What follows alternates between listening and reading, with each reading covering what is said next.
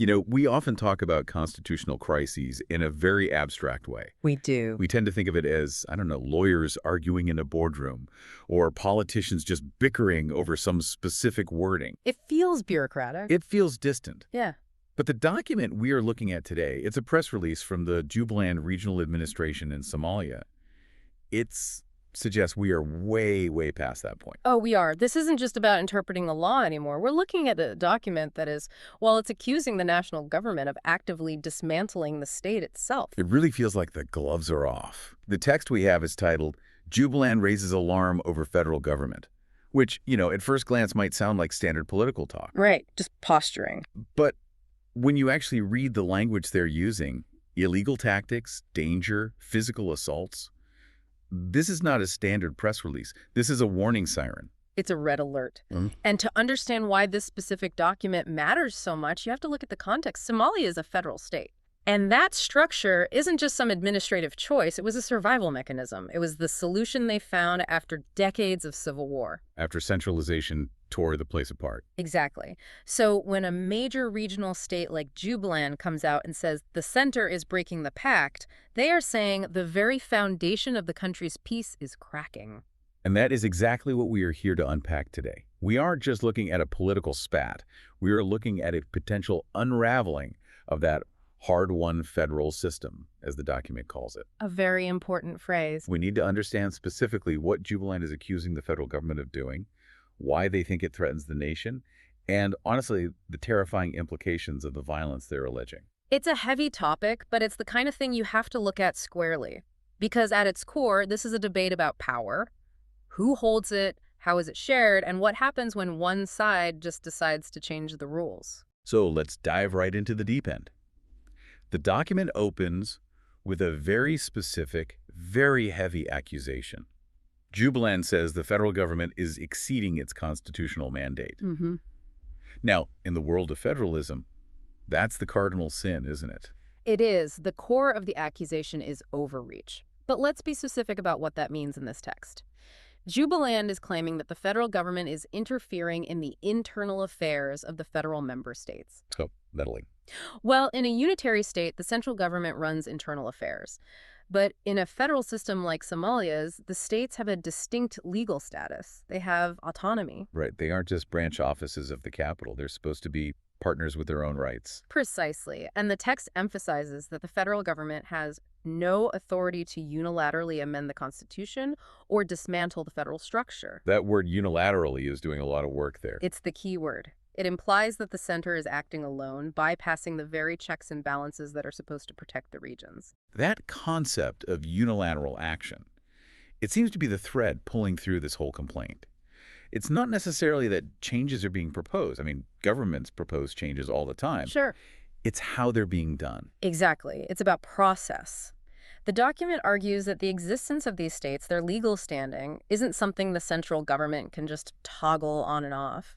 They are arguing that recent actions are an attempt to fundamentally alter the nature of the state without the consent of the people who make up that state.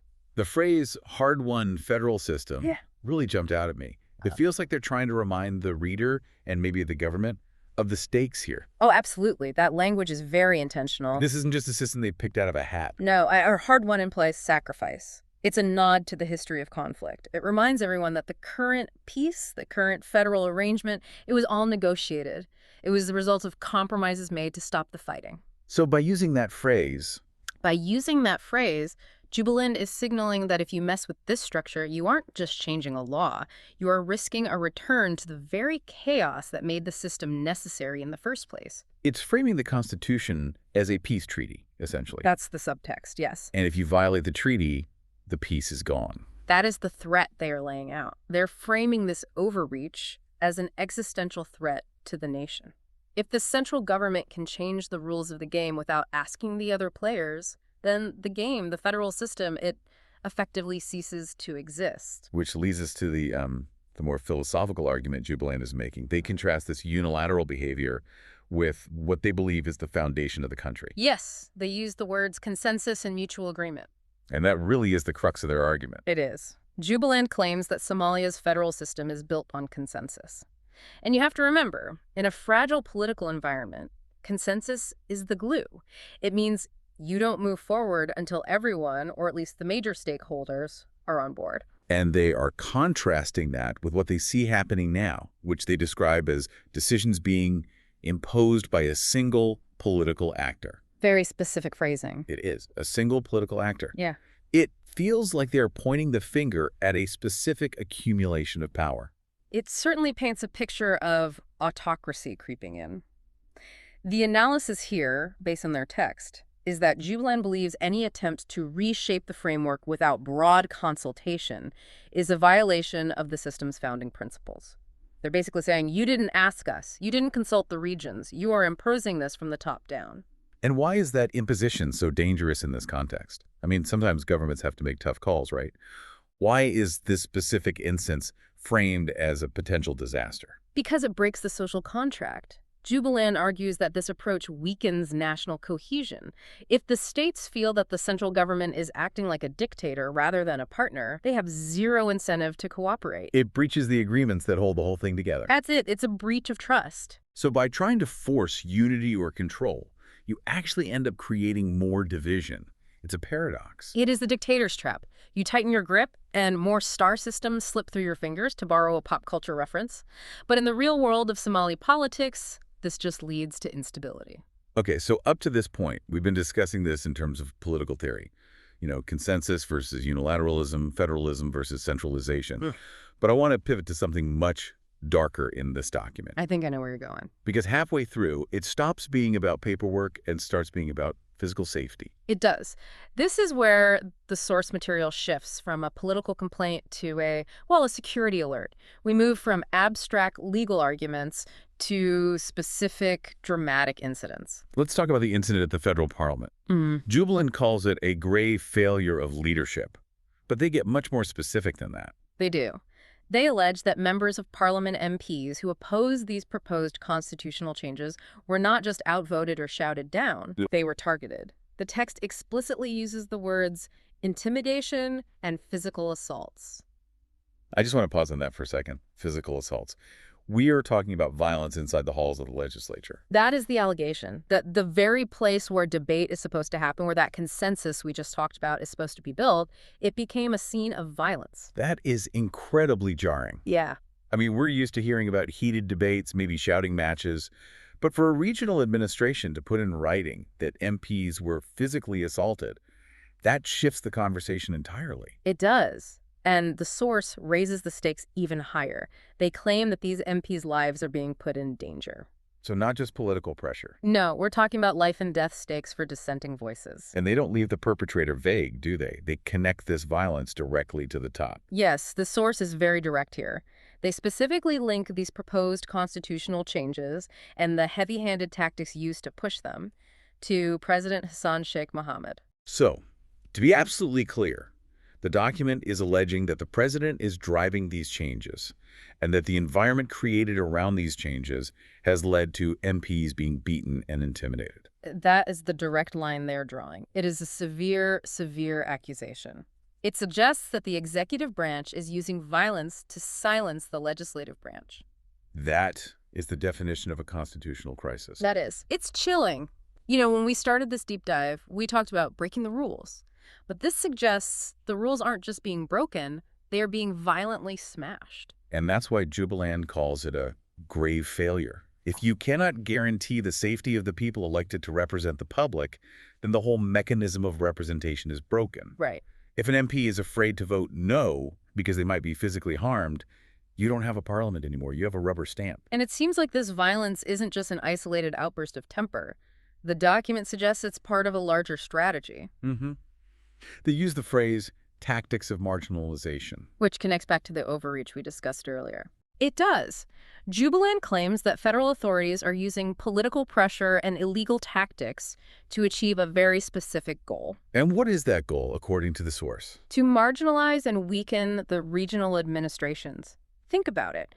If you can intimidate the MPs, if you can bypass the consultation process, and if you can rewrite the Constitution unilaterally. You effectively strip the regions of all their power. You turn them from federal partners into subordinate provinces. It's a power grab, plain and simple. That is how Jubaland interprets it. They are arguing that the center is trying to hollow out the federal structure from the inside. But Jubaland isn't just, accepting this. Yeah. The document is titled Jubaland Raises Alarm, but it's also a statement of defiance. It is. What's the response to this pressure? They pledge to stand firm. They list 3 key commitments: to defend Somalia's unity, to safeguard the Constitution, and to protect the rights of federal member states. It's interesting, isn't it? They frame defending unity as opposing the federal government. Yes. Usually, you'd think the federal government represents unity and the regions represent division. But they are completely flipping the script. That's the nuance that makes this so fascinating. Jubaland is arguing that true unity in Somalia only exists through the federal system. Therefore, by fighting the central government's overreach, they claim they are actually the ones protecting the nation's unity. That is a powerful rhetorical move. I'm fighting you to save us. Exactly. They are positioning themselves as the guardians of the Constitution while painting the federal government as a violator. It's a battle for legitimacy. So where does this leave the country? The document ends with a warning, but also an invitation. It feels like they are drawing a line in the sand, but leaving the gate just slightly ajar. They are. They issue a call to action to the Somali public to remain alert. Remain alert. That sounds ominous. Like a weather warning for a hurricane. It's meant to instill vigilance. Yeah. They are alerting the public to actions that could deepen political divisions or push the country toward instability. They're telling the citizens, watch what is happening. This affects you. But they also offer a solution. They aren't just calling for resistance, they're calling for a different way of doing business. Yes, and this is crucial. Despite all the accusations of violence and illegality, Jubaland's preferred path is diplomatic. They say solutions should be pursued through dialogue, mutual respect, and strict adherence to the agreed constitution. Strict adherence. Yeah. Basically, go back to the rules we all already signed. Yes, stop making up new rules, stop the violence, and let's talk. It's an appeal to return to the bargaining table, but they are setting a condition. The table has to be safe, and the previous agreements have to be respected. There's a comment at the very end about trust. And I think that really summarizes the whole emotional weight of this document. The statement concludes by warning that unilateral steps will erode trust. And this is the so what of the entire document. Right. In a federal system, especially one as complex and as fragile as Somalia's, trust is the currency.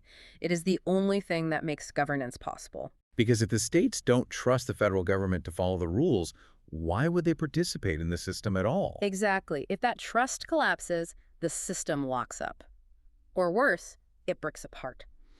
Jubaland is saying that if you continue down this path of unilateralism and intimidation, you aren't just winning a temporary political argument, you are destroying the future of the federal system itself. You're burning the bridge while you're standing on it. Pretty much. It's a stark warning. So let's try to pull this all together. We have a regional administration, Jubaland, sounding a massive alarm.